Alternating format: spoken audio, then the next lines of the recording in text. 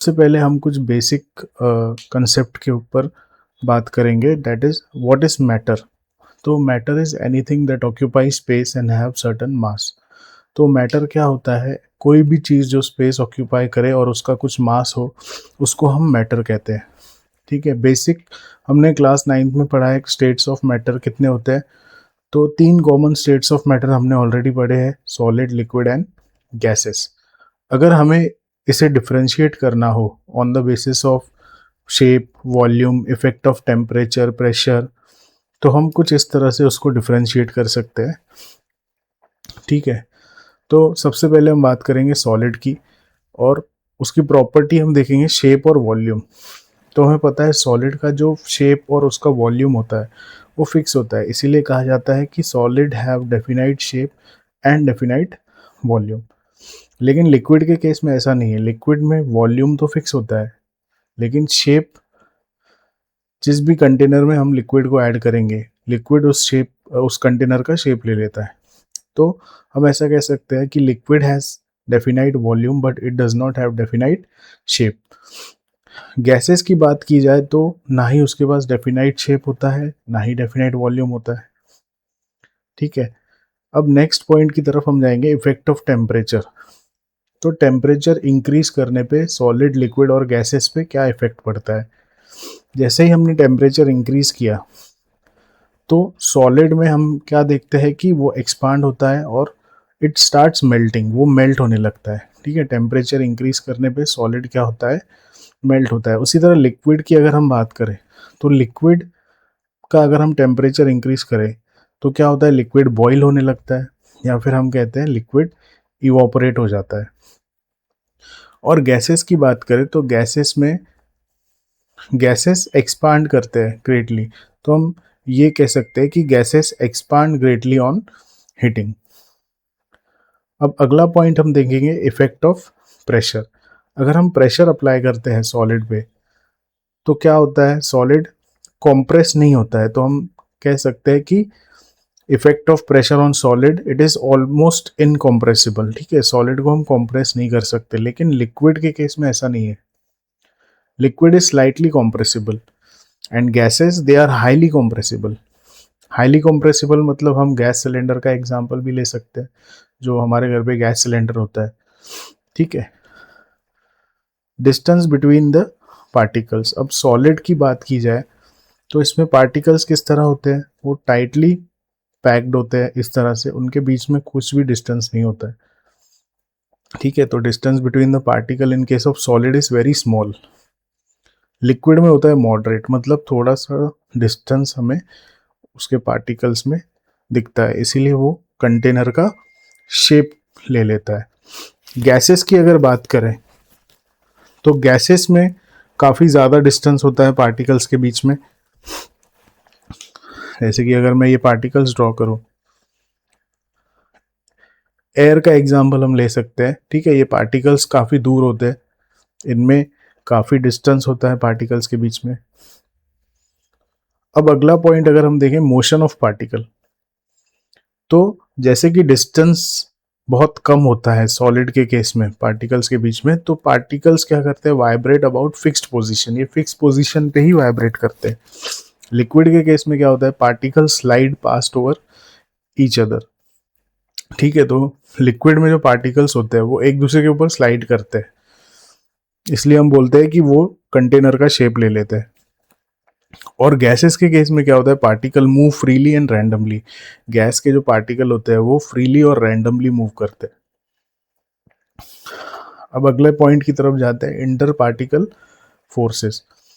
ठीक है, फोर्सेस, अब अगर डिस्टेंस बिटवीन पार्टिकल्स बहुत ही कम है सॉलिड के केस में तो फोर्सेस क्या होंगे? बहुत ही स्ट्रांग होंगे। और लिक्विड के केस में जो पार्टिकल इंटर पार्टिकल फोर्सेस है वो क्या होते हैं? मॉडरेट। और गैसेस के केस में वो होते हैं वीक, इसीलिए जो इनके पार्टिकल्स होते हैं वो काफ़ी दूर दूर होते हैं। ठीक है, next is density. Density solid की बहुत ज़्यादा होती है, लिक्विड की होती है मॉडरेट, एंड गैसेस की होती है very low. Ability to flow. अब एबिलिटी टू फ्लो, हमें पता है सॉलिड कैन नॉट फ्लो। ठीक है, उसमें फ्लो करने की एबिलिटी नहीं होती है। लिक्विड ये कैपेबिलिटी किस में होती है? लिक्विड में और गैसेस में होती है। So liquid and gases can flow easily. ठीक है, तो ये था basic difference between the solid, liquid and gases depending on its properties. अब इस चैप्टर में हम जो पढ़ने जा रहे हैं वो है सॉलिड। ठीक है, इस चैप्टर में हम लिक्विड और गैसेस नहीं पढ़ेंगे, सिर्फ सॉलिड ही पढ़ना है हमें।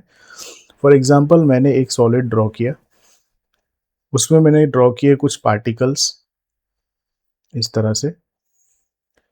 अब इन पार्टिकल्स को क्या कहा जाता है? इन पार्टिकल्स को कहा जाता है कॉन्स्टिट्यूएंट यूनिट्स। इसको कहा जाता है कॉन्स्टिट्यूएंट यूनिट। ठीक है, अब ये कॉन्स्टिट्यूएंट यूनिट कौन से हो सकते हैं, मतलब सॉलिड में जो ये जो पार्टिकल है वो कौन से हो सकते हैं? एक तो वो एटम्स भी हो सकते हैं, या फिर हम ऐसे कह सकते हैं कि आयंस भी हो सकते हैं। तीसरा, मॉलिक्यूल्स भी हो सकते हैं। और लास्ट, पार्टिकल्स भी हो सकते हैं। इसको कलेक्टिवली हम पार्टिकल्स ही बोलते हैं। ठीक है, कॉन्स्टिट्यूएंट यूनिट्स ये जो है चारों, इसको हम कलेक्टिवली पार्टिकल्स ही बोलते हैं। ठीक है, तो सॉलिड के अंदर जो ये पार्टिकल्स होते हैं, ये और क्या हो सकता है? इसमें एटम भी हो सकता है, आयन भी हो सकता है और मॉलिक्यूल भी हो सकता है। अब हम पढ़ेंगे टाइप्स ऑफ सॉलिड। ठीक है, सॉलिड को दो मेजर कैटेगरी में डिफरेंशिएट किया गया है, एक है क्रिस्टलाइन सॉलिड और एक है एमॉर्फस सॉलिड। तो क्या मेजर डिफरेंस होता है इन दोनों में, क्रिस्टलाइन सॉलिड और एमॉर्फस सॉलिड में? पहले हम इसे डायग्राम से समझेंगे। देखिए, क्रिस्टलाइन सॉलिड का ये डायग्राम है। अब इसमें अगर पार्टिकल्स की अरेंजमेंट आपने देखी तो दो टाइप के पार्टिकल्स है, एक है रेड और एक है ब्लू। ठीक है, ये एक रेगुलर अरेंजमेंट में दिखाए गए हैं। देखिए, अगर हम यहाँ देखते हैं ये बी ए इस डायरेक्शन में, तो हमें एक ही टाइप के पार्टिकल दिखेंगे जो कि रेड कलर के पार्टिकल्स है।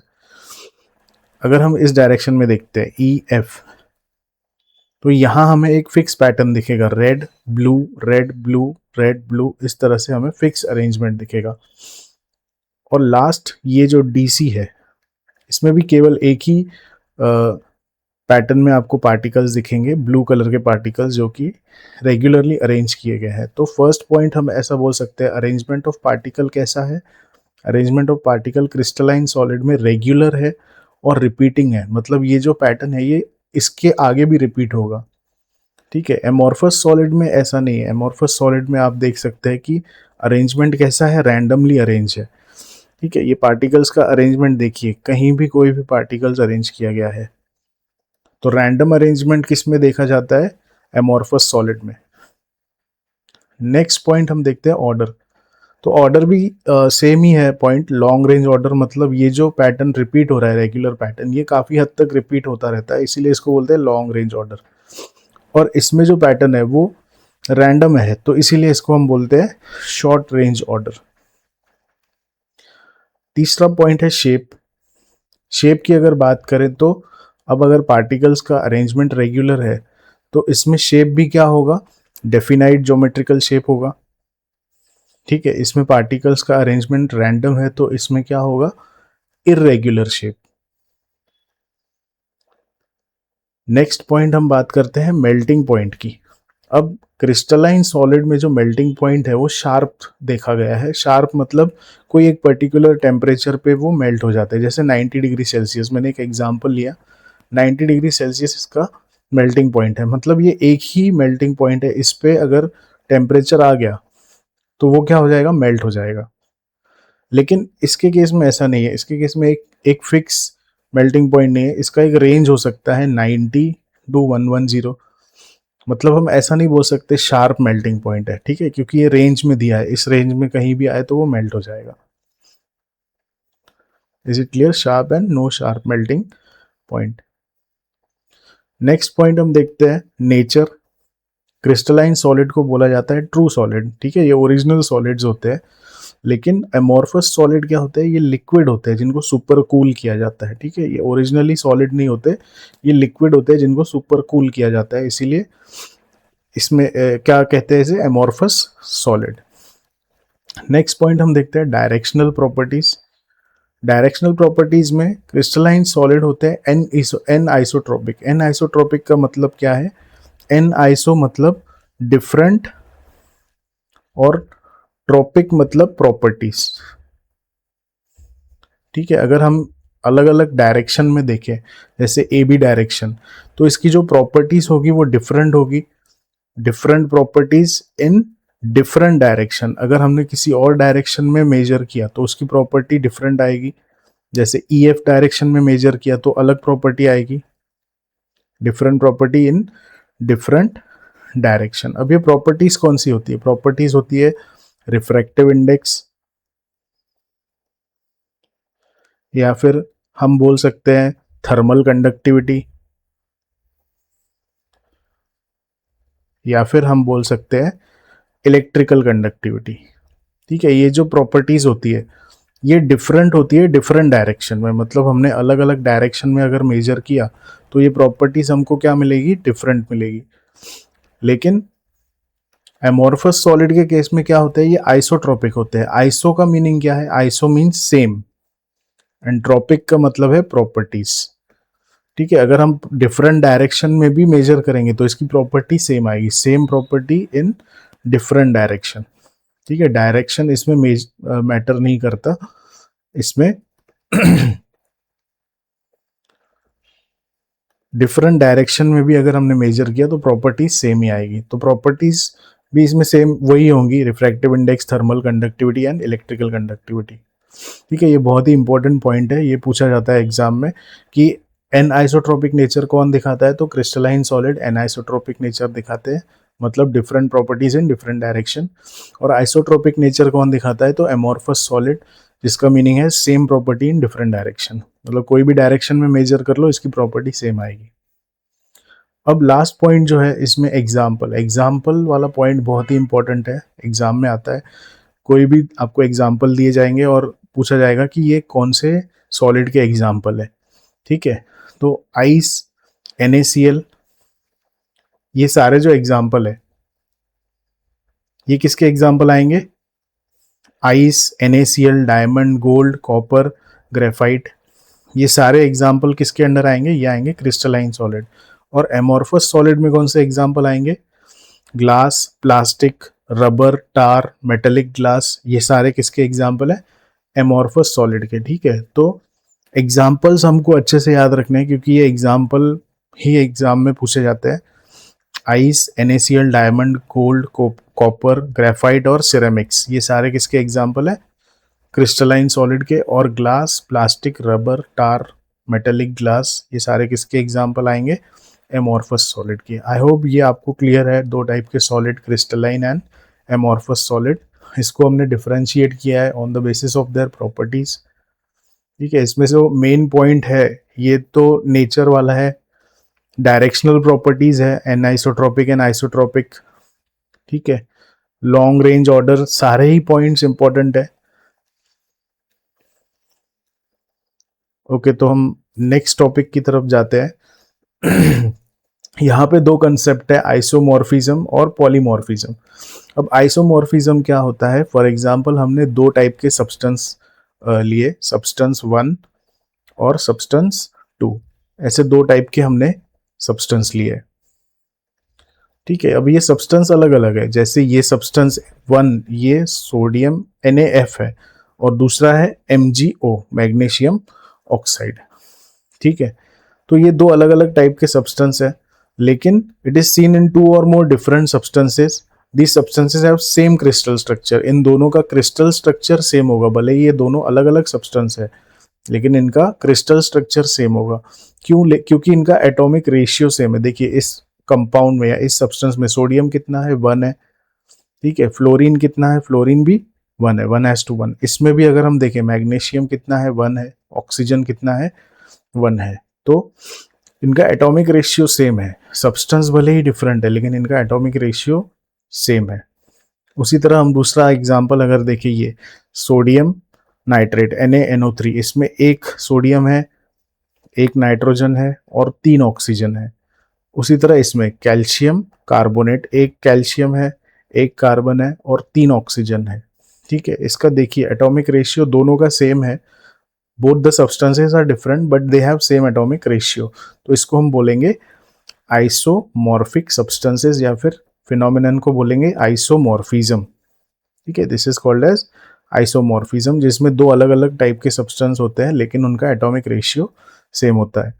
अब पॉलीमॉर्फिज्म क्या होता है? पॉलीमॉर्फिज्म को ही हम एलोट्रॉपी भी कहते हैं। ठीक है, अगर ऐसा कहा गया दीज आर एलोट्रॉप्स, मतलब वो क्या शो कर रहे हैं? पॉलीमॉर्फिज्म शो कर रहे हैं।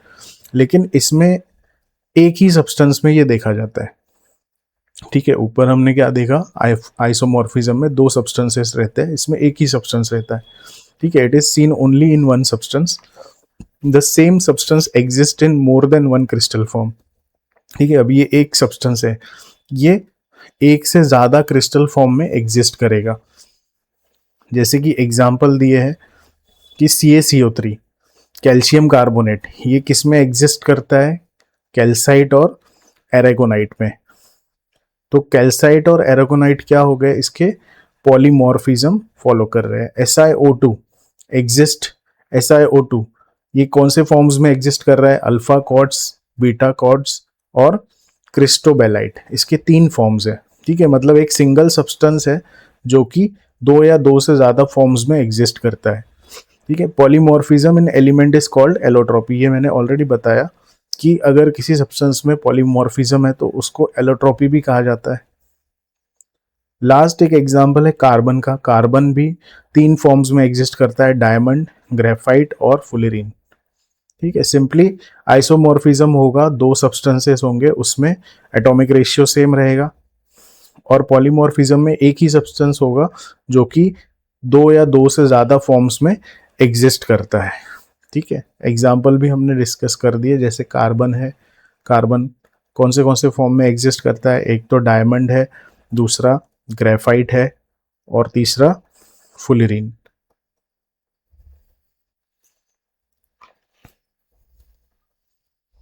ठीक है, अब हम 4 मेजर टाइप के सॉलिड का डिफरेंशिएशन देखने वाले हैं। Ionic solid, covalent, network solid, network crystal, molecular crystal और मेटेलिक क्रिस्टल। इसको सॉलिड भी बोल सकते हैं हम।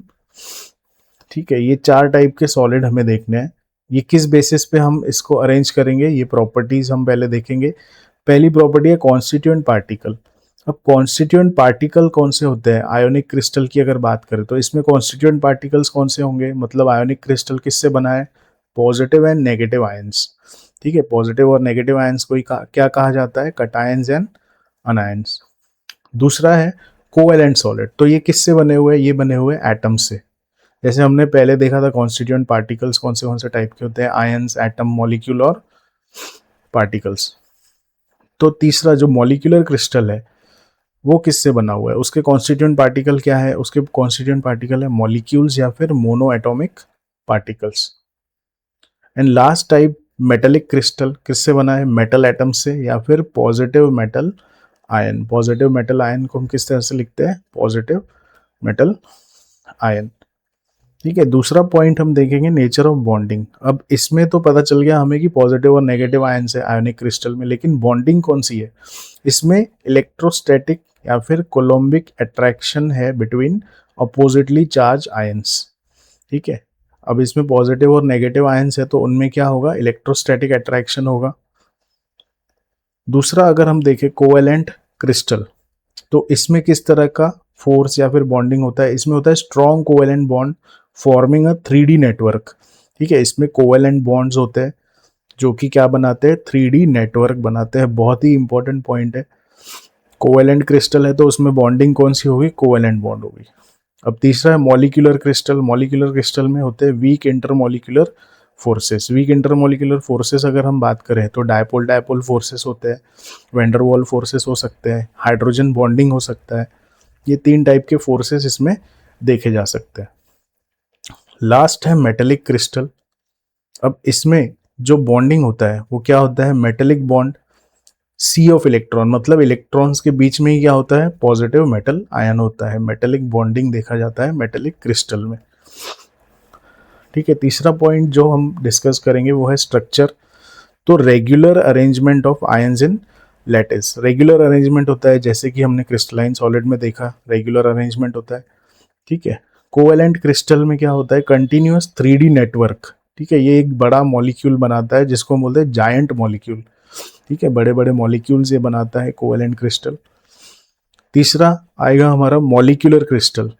मॉलिक्यूलर क्रिस्टल किससे इसका स्ट्रक्चर क्या होता है, डिस्क्रीट मॉलिक्यूल पैक टुगेदर, ठीक है। डिस्क्रीट मॉलिक्यूल्स होते हैं इसमें जो एक साथ पैक किए जाते हैं। मेटेलिक क्रिस्टल, मेटेलिक क्रिस्टल में किसका इसका स्ट्रक्चर कैसा होता है, positive ion in the sea of delocalized electron, मतलब यहाँ पे समझो पॉजिटिव आयंस होंगे, किसके पास होंगे, इलेक्ट्रॉन्स के पास होंगे, positive ions in the sea of electrons, ऐसा देखा जाता है, ठीक है, सी ऑफ डीलोकलाइज्ड इलेक्ट्रॉन। अगला पॉइंट अगर हम देखें, हार्डनेस, आयोनिक क्रिस्टल ये होते हैं हार्ड एंड ब्रिटल, कोवेलेंट होते हैं वेरी हार्ड, फिर मॉलिक्यूलर क्रिस्टल होते हैं सॉफ्ट, और metallic crystal generally hard but malleable, ठीक है। हमें पता है मेलिएबल और डक्टाइल क्या होते हैं। मेलिएबल मतलब जिसको हम शीट में कन्वर्ट कर सकते हैं, डक्टाइल मतलब जिसको हम वायर्स में ड्रॉ कर सकते हैं, ठीक है। अगला है melting point. Melting point ionic crystals का होता है हाई, बिकॉज उनमें रेगुलर अरेंजमेंट होता है आयंस का। कोवेलेंट में very high as it forms giant molecule. Molecular crystal में होता है low melting point, and metallic में it is variable, generally high melting point.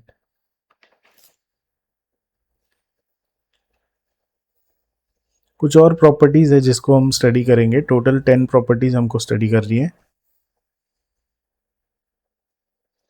तो नेक्स्ट है electrical conductivity.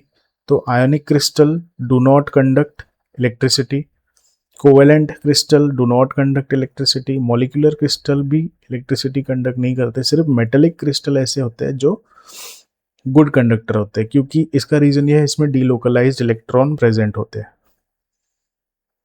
Electrical conductivity solution में, अब पहला पॉइंट हमने जो देखा वो सॉलिड फॉर्म में था, ठीक है। सॉल्यूशन में कौन से सॉलिड इलेक्ट्रिसिटी कंडक्ट करते हैं, तो आयोनिक क्रिस्टल कंडक्ट करते हैं जब वो मोल्टन या डिजॉल्व होते हैं वाटर में, ठीक है। कोवेलेंट क्रिस्टल की अगर बात करें तो सॉल्यूशन में ये इलेक्ट्रिसिटी कंडक्ट नहीं करते। मॉलिक्यूलर क्रिस्टल भी इलेक्ट्रिसिटी कंडक्ट नहीं करते सॉल्यूशन में। Metallic crystal conduct in solid state, ठीक है। सॉलिड स्टेट में ये इलेक्ट्रिसिटी कंडक्ट करते हैं। अगला पॉइंट है थर्मल कंडक्टिविटी। तो ionic crystal are poor conductor, thermal show poor thermal conductivity, covalent भी पुअर थर्मल कंडक्टिविटी, मॉलिक्यूल भी poor thermal conductivity, but metallic crystal they show good thermal conductivity. ये सारे points जो है ये एग्जाम में पूछे जाते हैं, which among the following show good thermal conductivity, तो मेटेलिक क्रिस्टल है जो गुड थर्मल कंडक्टिविटी शो करते हैं। अगला पॉइंट हम देखेंगे कॉम्प्रेसिबिलिटी। तो ionic crystal have low compressibility, covalent crystal very low, almost incompressible, ठीक है। स्लाइटली कॉम्प्रेसिबल होते हैं molecular crystals, and slightly compressible होते हैं मेटेलिक क्रिस्टल। लास्ट पॉइंट हम देखेंगे इसके examples, NaCl, K2SO4, CaF2, KCl, ये एग्जाम्पल है आयोनिक क्रिस्टल के। कोवेलेंट क्रिस्टल की बात की जाए तो डायमंड, क्वार्ट्ज, ये सारे एग्जाम्पल है कोवेलेंट क्रिस्टल के। मॉलिक्यूलर की बात की जाए तो ice, CO2, CH4, NH3, HCl, ये सारे एग्जाम्पल किसके हैं, इसमें हमने देखा था कि डायपोल डायपोल इंटरेक्शन होता है या हाइड्रोजन बॉन्डिंग होता है या फिर वेंडरवॉल अट्रैक्शन होता है। और लास्ट मेटेलिक क्रिस्टल के एग्जाम्पल कौन से हैं, sodium, iron, copper and silver and gold, ठीक है। Let's go towards the next slide. अभी एक क्वेश्चन दिया हुआ है टेक्स्ट बुक में, graphite is covalent solid yet soft and good conductor of electricity, explain. तो ग्रेफाइट क्या होता है, कोवेलेंट सॉलिड होता है, फिर भी वो क्या होता है, soft and good conductor of electricity. अब हमने कोवेलेंट सॉलिड के बारे में देखा है, ठीक है। सॉफ्ट होता है, अगर सॉफ्ट है तो it should be poor conductor electricity का। ठीक है, तो इसका रीज़न क्या है हमें ये एक्सप्लेन करना है। ग्रेफाइट कोवेलेंट सॉलिड है तो भी वो soft and good conductor of electricity क्यों होता है। ठीक है, ये ग्रेफाइट का स्ट्रक्चर हमने ड्रॉ किया हुआ है यहाँ पे। ग्रेफाइट में जो कार्बन होते हैं, हर एक कार्बन वो sp2 हाइब्रिडाइज्ड होता है। sp2 हाइब्रिडाइज्ड का मतलब वो कितने बॉन्ड फॉर्म करेगा, 3 बॉन्ड फॉर्म करेगा। अगर 3 बॉन्ड फॉर्म कर रहा है तो हम बोलते हैं sp2 हाइब्रिडाइज्ड। अगर वो 4 बॉन्ड बना रहा है, 4 सिग्मा बॉन्ड, तो हम बोलते हैं sp3 हाइब्रिडाइज्ड। ठीक है, अगर वो 2 ही बॉन्ड बना रहा है तो हम उसको क्या बोलते हैं, sp हाइब्रिडाइज्ड। ठीक है, ग्रेफाइट में हर एक कार्बन होता है sp2 हाइब्रिडाइज, मतलब it forms 3 strong sigma bond with 3 neighbouring carbon atom.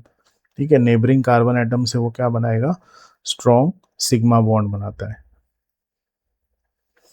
Next point, this bonds form hexagonal ring arrange in flat 2 dimensional layers. अब ये जो लेयर्स हमें दिख रहे हैं, ठीक है, ये बॉन्ड्स क्या करते हैं, इसको हेक्सागोनल रिंग फॉर्म में कन्वर्ट हो जाते हैं और खुद को अरेंज करते हैं 2 डायमेंशनल लेयर्स में। ठीक है, ये लेयर्स आप देख सकते हैं। The fourth electron of each carbon atom is present in 2p z orbital. ठीक है, तीन टोटल 4 इलेक्ट्रॉन होते हैं कार्बन में, तो जो चौथा होता है वो किस में होता है, 2p z ऑर्बिटल में। अब 2p z ऑर्बिटल में है मतलब वो क्या फॉर्म करेगा, वो बनाएगा बाय बॉन्ड। ठीक है, बाकी 3 क्या बनाएंगे, sigma bond. The pi electrons are delocalize and can move freely within the layer. अब इसमें जो पाई इलेक्ट्रॉन्स होते हैं वो डीलोकलाइज भी हो सकते हैं। ठीक है, और ये फ्रीली मूव करेंगे within the layer. Due to free movement of electron graphite show good electrical conductivity. तो मेन रीजन क्या है, ये जो फ्री इलेक्ट्रॉन्स है, फ्री पाई इलेक्ट्रॉन्स, इसकी वजह से ग्रेफाइट जो है वो गुड इलेक्ट्रिकल कंडक्टिविटी शो करता है। The layers are held together by weak van der Waals forces. ये लेयर्स के बीच में कौन से फोर्सेस होते हैं, वीक वैंडरवॉल फोर्सेस। इसकी वजह से क्या होता है, वो एक दूसरे के ऊपर स्लाइड हो सकते हैं easily. Because this layer structure and weak forces graphite is soft. इस लेयर स्ट्रक्चर की वजह से ग्रेफाइट क्या होता है, सॉफ्ट इन नेचर। ओके, तो ये 3 क्वेश्चंस हम कवर करेंगे। This will be our last topic. these questions are mentioned in the textbook. What are the structure of diamond and graphite? अभी तो हमने ग्रेफाइट का स्ट्रक्चर देखा कि ईच कार्बन एटम कौन सा हाइब्रिडाइजेशन शो करता है, sp2 hybridized and bonded to 3 other carbon atoms forming planar hexagonal layer. Diamond की बात करें, अगर डायमंड में जो कार्बन एटम है वो sp3 हाइब्रिडाइज्ड होते हैं। ठीक है, ये डिफरेंशिएटिंग पॉइंट है। sp3 हाइब्रिडाइज्ड है मतलब वो कितने बॉन्ड बनाता है, 4 बॉन्ड बनाता है। ठीक है, next question, what are the type of covalent bond those link carbon atom in diamond and graphite. ठीक है, कौन से टाइप्स है कोवेलेंट बॉन्ड के, कौन से टाइप के कोवेलेंट बॉन्ड बनाता है डायमंड एंड ग्रेफाइट। डायमंड सिर्फ सिग्मा बॉन्ड बनाता है, स्ट्रॉन्ग सिग्मा बॉन्ड, और ग्रेफाइट में हमने देखा फोर्थ इलेक्ट्रॉन 2p z में जाता है तो वो पाई बॉन्ड बनाता है, बाकी 3 इलेक्ट्रॉन जो है वो सिग्मा बॉन्ड बनाते हैं। Are all the valence electron of carbon atom in graphite localized to specific covalent bond? ठीक है, इसके लोकलाइजेशन के बारे में पूछा है। No, all the valence electron are not localized. 1 electron of each carbon atom is delocalized and move freely. ठीक है, एक इलेक्ट्रॉन हमने देखा 2p z वाला जो डीलोकलाइज्ड होता है और वो फ्रीली मूव करता है ओवर द कार्बन लेयर्स। ठीक है, तो आज का ये लेक्चर थोड़ा थेरोटिकल था। So in the next lecture we will start the numericals. Okay, we can stop here. Thank you.